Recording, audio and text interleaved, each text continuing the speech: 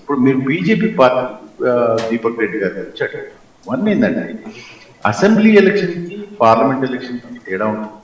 Parliament election లో ఒక different wave నడుస్తుంది. ఆ డిఫరెంట్ వేవ్ లో వాళ్ళు ఈ పార్లమెంట్ కి సంబంధించి కిషన్ రెడ్డి గారు సంబంధించి అక్కడ జూబ్లీస్ లో వాళ్ళకి లీడ్ వచ్చింది. అదే అసెంబ్లీ ఎలక్షన్స్ కి వచ్చేవాళ్ళు వాళ్ళ రిప్రజెంటేషన్ లేకుండా. రెండోది మొదటి నుంచే వాళ్ళు కింద పడేసేది, మొదటి నుంచే వాళ్ళ కాడ కింద పడేసేది ఇప్పుడు బీజేపీ పార్టీ.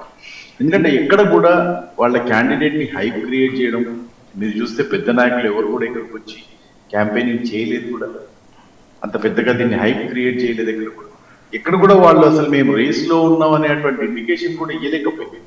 సో అది ఒకటి. జనరల్ గా మీరు చూస్తే కాంగ్రెస్ పార్టీకి ఇది డబల్ ధమాకా విజయం మాకు. ఎందుకంటే కంటోన్మెంట్ ఒకటి గెలిచినాం, రెండోది హైదరాబాద్ లో మీరు చూస్తే మాకు పెద్దగా సీట్లు రాలే అసెంబ్లీలో. మేము ఇప్పుడు సెంటర్ లో జెండా బాధ. సో దీని రిఫ్లెక్షన్స్ అనేది ఉంటాయి. ఎందుకు దీని రిఫ్లెక్షన్స్ ఉంటాయంటే రేపు జిహెచ్ఎంసీ ఎలక్షన్స్ లో కాంగ్రెస్ పార్టీ డెఫినెట్ గా తన ఫుటేజ్ ఉండబోతుంది. దాంతో బీజేపీ పార్టీని మేము ఇంకా ఎడ్జికి నొక్కి మాకు మేజర్ గా ఇక్కడ సీట్ షేర్ జిహెచ్ఎంసీ లో కూడా ఉండేటువంటి అవకాశం. లంకల దీపక్ రెడ్డి దాన్ని పెద్దగా ఎందుకో మేజర్ గా మాకు కూడా ఏం పెద్ద గ్రౌండ్ లో మేము తిరిగినా కూడా మాకు ఏం పెద్దగా ఆ ఫీల్ అనేది అనిపించలేదు. ఎక్కడ కూడా బీజేపీ ఓటేయాలి అనేది కానీ ఆ వాదాన్ని కానీ వాళ్ళు ఇక్కడ తీసుకుపోయినట్లయితే నాకేం లేదు, మేజర్ గా ఏం అవ్వకూడదు. పోయినసారి ఎలక్షన్ లో కూడా వారికి వచ్చిన 25,866 14%. ఈసారి అంత కూడా వస్తుందో రాదా అనేటువంటి డౌటే అవ్వదు. అయితే ఇక్కడ ఒక్క విషయం సార్, రేవంత్ రెడ్డి గారు ఎప్పుడైతే జూబ్లీ ఎలక్షన్ గెలవాలి అనే ప్లాన్లో ముస్లిమ్స్ మేము లేకపోతే లేరు, కాంగ్రెస్ లేకపోతే లేరు అంటే ఈ జూబ్లీ హిల్స్ బైపోల్ ఒక అసెంబ్లీని గెలవగలిగారేమో కానివ్వండి, దీన్ని బీహార్లో మాత్రం చాలా ఎక్కువగా రిపీటెడ్గా చూపించగలిగారు. కాంగ్రెస్ అంటే ముస్లిం ఓటు, ముస్లిం అంటే కాంగ్రెస్ ఓటు అని.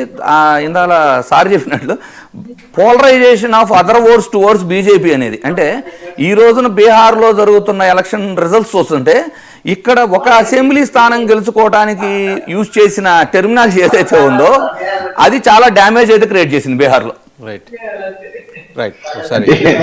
అంటే రేవంత్ రెడ్డి గారు ఇక్కడ కూర్చొని కూడా బీహార్ ని ఇన్ఫ్లుయెన్స్ చేయగలుగుతున్నారంటే బాగానే ఉంది.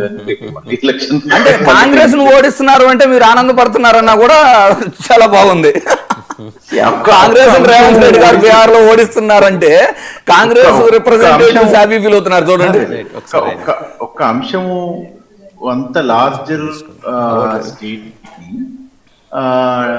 డీల్ చేస్తుందని అయితే నేను అనుకుంటున్నాను. ఎందుకంటే ఏదైనా ఒక విషయం సంచలనమైనటువంటి విషయం అంత యూనిఫామ్డ్ గా అన్ని బూతులలో అన్ని అసెంబ్లీస్ లో కిందికి పోయి ప్రజలు అర్థం చేసుకొని దాంతో మైండ్ డైవర్ట్ అయ్యి దాంతో ఓట్ చేంజ్ చేసుకున్నాడు అనేటువంటి ప్రక్రియ జరగదు. మేము కూడా గ్రౌండ్ లో పనిచేస్తాం. పొలిటికల్ గా 100 న్యూస్ వస్తా అటు ఇటు వస్తూ ఉంటాయి. దాన్ని పొలిటికల్ క్లౌడింగ్ కోసం వాడతారు. కానీ అది బూత్ లో ఉన్న ఓటర్ యొక్క నాలెడ్జ్ ని డిఫైన్ చేసి అంత పెద్దగా ఉంటుంది. ఇప్పటి నుంచి అయితే మీరు ఓట్ చోరీ తీసుకున్నారు. ఒకసారి చూస్తే ఓట్ చోరీని రాహుల్ గాంధీ తీసుకున్నప్పుడు బీహార్ లో ప్రజలందరూ ఓట్ చోరీ అంట బీహార్ రాహుల్ గాంధీ గారి యొక్క ఆర్జేడీ యొక్క ర్యాలీ అయినారు. తర్వాత ఎక్కడ చేంజ్ అయిపోయింది అంటే ఎప్పుడైతే 7,500 కోట్ల బీజేపీ డబ్బులు 75,000 కుటుంబాలకు 10,000 చొప్పున, మొదటి 75 లక్షల కుటుంబాలకు 10,000 చొప్పున డిపాజిట్ కావడం మొదలైందో మీరు చూడండి, స్లోగా టర్న్. రెండో విషయం, బీహార్ ఎలక్షన్స్ జరుగుతున్నాయని భారతదేశంలోనే కాదు ప్రపంచం అంతా తెలుసు. ఒక్కరోజు ముందు ఎలక్షన్ కరెక్ట్ గా ఒక్కరోజు ముందు ఢిల్లీలో పేలుంది. ఇప్పుడు ఢిల్లీలో పేలుళ్ళు జరిగింది, ముస్లింలే ఢిల్లీలో పేలుళ్ళు చేసిందని అనుకుందాం, అంటే జస్ట్ ఫర్ డిస్కషన్.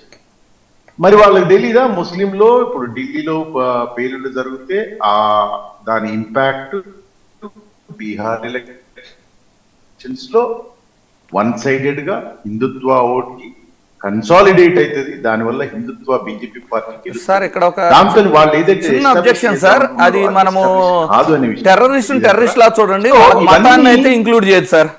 చిన్న అబ్జెక్షన్, ఓ టెర్రరిస్ట్ లా చూడండి, రాజకీయాల కోసం అతను ముస్లిము హిందూ అనే టెర్మినాలజీ మనం డిబేట్ లో కరెక్ట్ కాదంట.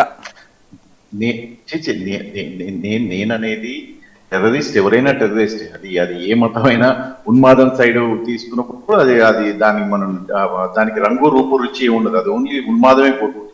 నేను అనేది ఒక పొలిటికల్ ఒక డిబేట్ లైన్ చెప్తాను. ఎందుకు over a period of time change అయింది అంటే ఇప్పుడు మీరు అన్నారు కదా ఇక్కడ రేవంత్ రెడ్డి గారు ముస్లిమ్స్ కి సంబంధించి ఒక స్టేట్మెంట్ చేయగానే అక్కడ బీహార్ లో హిందూ ఓట్ అంతా కన్సాలిడేట్ అయ్యి బీజేపీకి పడి బీజేపీ గెలిచింది అనే వాదన చెప్తే నేను చెప్తా ఉన్నా, అంత లార్జర్ పర్స్పెక్టివ్ లో ఇన్ఫ్లుయెన్స్ జరగడం అనేది జరగదు. 7,500 కోట్ల రూపాయలు ముందు రోజు ఎలక్షన్ ముందు రోజు కరెక్ట్ గా ఎలక్షన్ ముందు రోజు ఢిల్లీలో పేలుడు జరగడం, 24-25 మంది చనిపోవడం, ఇవన్నీ లార్జర్ ఇంపాక్ట్స్ ఉంటాయి ఇటువంటి వాటికి. కానీ ఏదో ఒక చిన్న స్టేట్మెంట్ ఇక్కడ ఇది లోకల్. సార్ ఒక చిన్న అబ్జర్వేషన్, అంటే పాస్ట్ రికార్డ్స్ నుంచి ఒక చిన్న అప్డేట్. 2019కి ముందు ఆంధ్రప్రదేశ్లో కూడా పసుపు కుంకుమ పేరుతో ప్రతి కుటుంబానికి డబ్బులు అయితే పడ్డాయి. పడినంత మాత్రాన వాళ్ళు అధికారంలోకి రాలేదు. సో ఓటర్లు కూడా కేవలం ఈ తాయిలాలకి చిన్న చిన్న తాయిలాలకి ఓట్లు వేసేస్తారు అనుకుంటే అది కరెక్ట్ కాదు సార్. బీహార్ ఎన్నికల్లో ఏదైతే కాంగ్రెస్ కూటమి అంటే మహాగఠబంధన్ కోల్పోయిందో గత 2020తో పోల్చుకుంటే తగ్గిన ఓట్లు నెంబర్ ఆఫ్ సీట్స్ ఏవైతే ఉన్నాయో ఆ సీట్స్ అన్నీ కూడా ఇంప్రూవ్ అయింది జేడీయూకి. బీజేపీ తన స్థానాలు తను నిలబెట్టుకోగలిగింది, కానీ ఇంప్రూవ్ అయిన 30 మైనస్ అయిన 30 మహాగఠబంధన్ కోల్పోయిన 35 స్థానాల్ని క్లియర్ కట్గా అక్కడ జేడీయూ నిలబెట్టుకుంది. అంటే నితీష్ కుమార్ గారి నాయకత్వం లేదు, అతను మళ్ళీ ముఖ్యమంత్రి అవ్వాలి అని ప్రజలు కోరుకున్నారని భావించాల్సిందే. కానీ కాకపోతే కొన్ని తప్పులు అంటే ఎలక్షన్ కమిషన్ చేస్తున్న తప్పులు ఏవైతే ఉన్నాయో వాటిని నెక్స్ట్ ఎలక్షన్లోనే అడ్రస్ చేసుకుంటే బాగుంటుంది అనేది. ఇప్పుడు ఓట్చోరీ పేరుతో దొంగోట్లు అని రిపీటెడ్గా రాహుల్ గాంధీ గారు చూపిస్తున్నారు సార్. చూపించిన రాహుల్ గాంధీ గారు వీవీప్యాట్ స్లిప్పులు లెక్క పెట్టండి అని ఎందుకు అడగట్లేదు? ఫిజికల్ కాపీని లెక్క పెట్టుకుంటే ఇలాంటి అంటే ప్రోగ్రామ్ జనరేటెడ్గా యాడ్ చేస్తున్నారు అని ఆరోపణలు చేస్తున్నారు రాహుల్ గాంధీ గారు. ఎలక్షన్ కమిషన్కి ఎందుకని వీవీప్యాట్ స్లిప్పులు లెక్క పెట్టండి అని అడగరు? అంటే నెక్స్ట్ ఎలక్షన్ కన్నా మీరు ఒక పక్క హర్యానా ఫైల్స్ తీసుకొస్తారు, ఒక పక్క కర్ణాటకలో జరిగినాయి అని చూపిస్తున్నారు. బట్ రన్నింగ్లో ఉన్న బీహార్ ఎలక్షన్లో వీవీప్యాట్ స్లిప్పులు లెక్క పెట్టమని అడగలేదు కదా రాహుల్ గాంధీ గారు. అంటే నేను ఎందుకు అడుగుతున్నా అంటే కాంగ్రెస్ అని అడగట్లేదు sir, LOP leader of opposition అంటే దేశంలో ఉన్న అపోజిషన్ పార్టీస్ మొత్తానికి లీడర్ అయిన రాహుల్ గాంధీ గారు దీన్ని అడ్రస్ చేయాలి కదా అనేది నా ఉద్దేశం. కరెక్ట్. ఇక్కడ మీరు రెండు విషయాలు మీరు చెప్పిన దాన్ని అగ్రీ చేస్తుంది. ఒక పాయింట్ చెప్తారు. రాహుల్ గాంధీ గారు అన్నది ఏంటంటే ఓటర్ లిస్ట్ లో ఉన్నటువంటి ఓటర్లు దగ్గర 15 నుంచి 18%, 20% వరకు దొంగ ఓట్లు ఉన్నాయి. ఆ ఓటర్ స్థానికంగా అక్కడ ఉండడు కానీ ఓటేస్తాడు. దానివల్ల మాకు దెబ్బ తగులుతుంది. ఇది రాష్ట్ర వ్యాప్తంగా